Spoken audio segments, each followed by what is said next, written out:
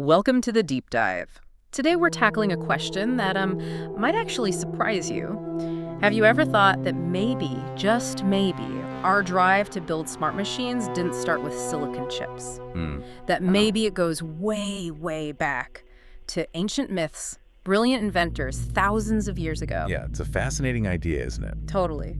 So today we're going on a journey basically through time. From these old legends and mechanical wonders right up to the AI we see today, we're hoping to uncover some connections you might not expect. Absolutely. Get ready to maybe rethink AI's origins a little bit. Well, what's really profound here is just how deep this human urge goes. You know, the drive to create artificial life, artificial intelligence. It's ancient. It's universal. Right. So our mission for this deep dive is really to unpack that story, how these ancient dreams, this foundational knowledge, sort of laid the groundwork for what we now call AI. Okay. We'll look at early ideas about machines moving on their own, these intricate automatons, even like ancient ways of analyzing information that really foreshadow modern AI.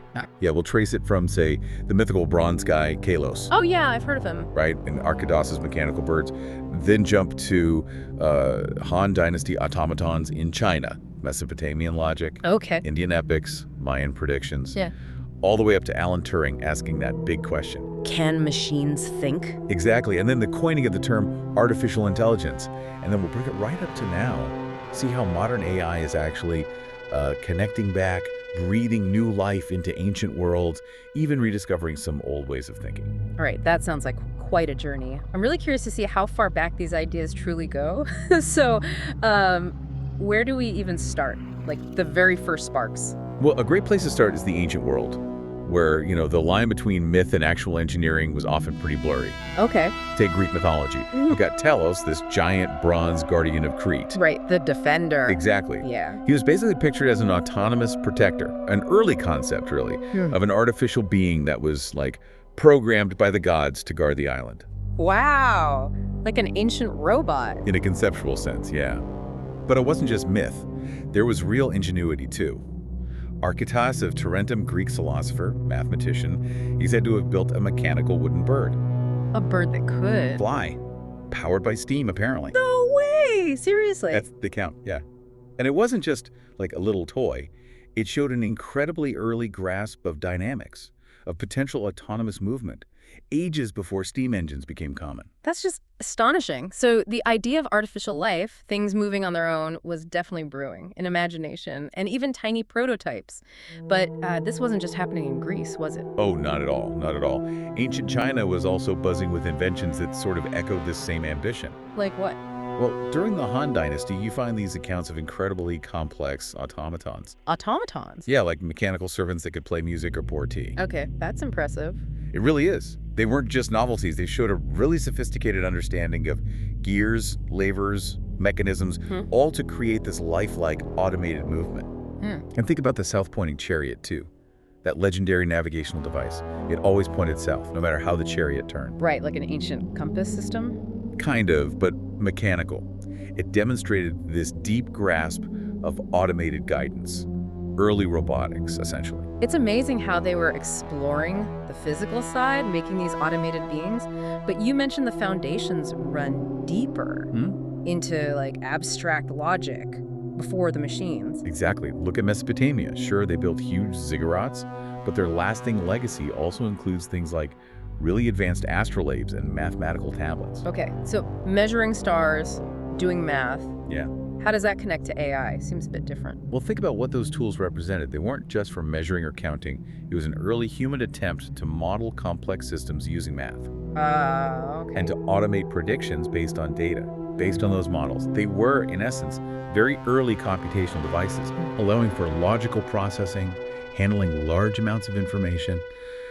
This underlying idea, using abstract systems to understand, predict, automate, that's the absolute core, the DNA of the computational thinking behind today's algorithms. Got it. So it's not just a precursor, it's like the conceptual blueprint itself. Precisely. That's a great way to put it. Okay, so we've got the mechanical wonders, the logical frameworks, but ancient cultures also laid groundwork through stories, right? And their knowledge systems, like India, you mentioned epics with flying chariots, vimanas. Yeah, absolutely. And that highlights another fascinating point. The human imagination has always pushed boundaries, dreaming up technologies long before we could actually build them. Right, inspiration. Exactly. But it's more than just fantastical stories. Ancient texts from many cultures, they didn't just record history. They encoded really complex ideas, philosophical systems, even computational methods in a way. How so? Think about the incredibly detailed grammar and rules in Sanskrit, for example, or those detailed astronomical tables we find across cultures. These were sophisticated systems for organizing and processing information. Okay. They directly foreshadow things like data storage, knowledge representation, even programming ideas we use in AI today. And it wasn't just about, like, storing knowledge, was it? It was using it to figure things out. Like you mentioned the Maya. Yes, the Maya are a fantastic example. They built observatories not just to gaze at stars, but to turn those observations into incredibly precise predictions. Oh, their calendars. For their is high. calendars, their agriculture, their society, it was a powerful early form of data-driven intelligence. Data-driven intelligence. How does that connect? Think about it. They collected vast amounts of astronomical data. They analyzed it. They found patterns. And then they used that learning to make complex long-term predictions. That's exactly the core loop of how AI operates today, right? Gather info, learn from it, make decisions or predictions. Okay, wow. So the basic principles, collecting, analyzing, inferring, they're not new, they're ancient. Deeply ingrained in human history. Absolutely. This whole journey just makes you realize, yeah, how ancient these dreams really are. But then, okay, let's jump forward. 20th century. Alan Turing. Turing, yes. That brilliant mind asking the big question, can machines think? What kind of impact did that have? And how did we get from that idea to someone actually calling it artificial intelligence? Well, Turing's question, which he laid out so clearly in 1950, it fundamentally shifted the conversation. It wasn't just about making machines anymore, it was about making machines that could think. Right, a huge conceptual leap. It really was. It provided a theoretical framework. And then, just 6 years later, 1956, this workshop at Dartmouth College. That's the one. That's where the term artificial intelligence was officially coined. And suddenly, those fantastical machines from myths started to feel, well, maybe achievable. So the research started then. Pretty much. We started seeing early computers learning to play chess, trying to understand natural language, perform logical reasoning, and that early AI research drew directly from those logical decision-making traditions we were just talking about from antiquity. Okay, so how did that early sort of modern AI really connect back? Were there specific techniques that kind of mirrored those ancient ways of knowing you mentioned? Oh, absolutely. In the 1980s, for instance, we saw the rise of what were called expert systems. Expert systems. Yeah, AI programs built on these huge sets of rules and specialized knowledge. They were designed to mimic human decision-making, but in very specific areas, like medical diagnosis or geological surveys. Okay. These systems kind of function like a digital wise elder or a specialist, right? Interpreting complex data based on their built-in wisdom. I see the parallel. They really echoed those ancient methods of applying accumulated specialized knowledge, almost like, a traditional healer diagnosing based on a whole set of symptoms and known remedies, or maybe a seer predicting based on deep knowledge of patterns. That's a really interesting link. Okay, so let's bring it right up to today. How is AI now, like, breathing new life into those ancient worlds now? Oh, it's happening in some truly transformative ways. Think about neural networks. Right, the brain-inspired AI. Exactly. They're designed to learn complex patterns, much like our brains do. And now, they're being used to help decipher lost languages. Seriously, how? By analyzing fragments of text, identifying character patterns, predicting missing bits, AI can piece together information that might be impossible for humans to reconstruct alone. It's also happening with restoring ancient texts that are crumbling. Wow. And beyond text, you have techniques like photogrammetry, LiDAR, AI-driven tools creating these incredibly accurate 3D models of ancient ruins, artifacts. So like virtual preservation. Exactly, preserving them for the future, letting us explore them in ways we never could before. Okay, and what about that other idea you mentioned, that modern AI is rediscovering ancient holistic approaches? That sounds kind of weird for AI, doesn't it? Yeah, it seems so. Logical, data-driven. It does sound a bit counterintuitive, but it's actually one of the most exciting convergences happening right now. How so? Think about ancient systems of medicine, like Ayurveda or traditional Chinese medicine. They really emphasized understanding the whole system, the whole body, its connection to the environment,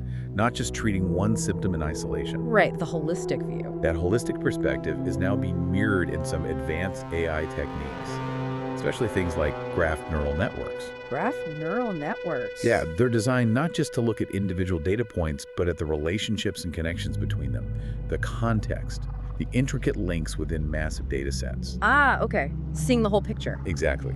Modern AI is moving beyond just simple correlations to analyze these complex interconnected systems.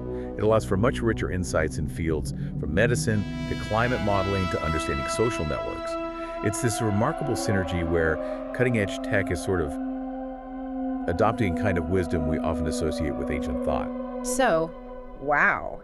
After this whole journey, from Talos and mechanical birds to neural networks, what does it all really mean for us? I mean, this deep dive, it really shows that this quest for AI, it's basically as old as civilization itself. It really seems that way. It's not just the ancient myths and inventions inspired us. It feels like they actually, literally, set us on this path, laid the groundwork, and here we are today, standing on the edge of a future that people were apparently dreaming about thousands of years ago. It's kind of incredible. It is incredible. And, connecting this to the bigger picture, this whole exploration raises a really profound question, I think. What does it actually mean for our idea of progress? When modern AI, with all its powers, algorithms, its neural networks, is now actively rediscovering and even applying ancient wisdom. Right. Whether it's figuring out lost languages by seeing patterns like ancient scribes might have, or restoring text by predicting what's missing, or even taking these holistic approaches to problems, kind of like ancient medicine did. Yeah. It really seems like the cutting edge of technology is finding this deep, unexpected synergy with the oldest roots of human knowledge. So it makes you wonder. It really does. Are we just building new kinds of machines? Or are we, maybe in some strange way, actually completing a circle that started with those very first dreams of artificial life? And if so, what does that tell us about where we might be heading now that these ancient paths and modern technologies are starting to converge like this?